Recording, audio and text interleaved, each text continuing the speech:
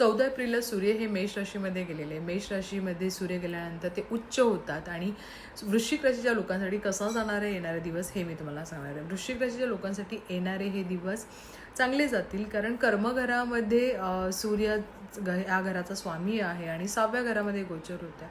तर इथे बघितलं जातं की जर तुम्हाला काही शत्रूंची काही त्रास होता किंवा काही प्रॉब्लेम होते तर नक्की शत्रूपासून तुमची सुटका होईल. किंवा तुमच्या बाबतीत जर सूर्य इथे बसल्या कारणाने शत्रूशी रिलेटेड जे काही कोर्ट केस असतील किंवा काही असेल तर तुमच्या साईडने तुम्हाला पॉझिटिव्ह रिझल्ट पाहायला मिळेल.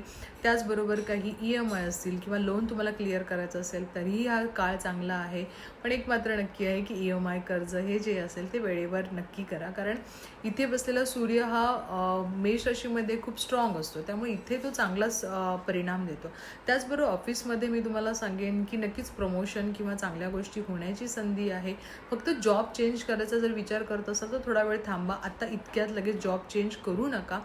त्यामुळे या गोष्टीचा नक्की विचार करा. सगळ्यात महत्त्वाचं थोडंसं रिलेशनशिपमध्ये हजबंड वाईफ जे रिलेशन असेल तिथे थोडासा संवाद आपल्याला नीट ठेवायचा आहे.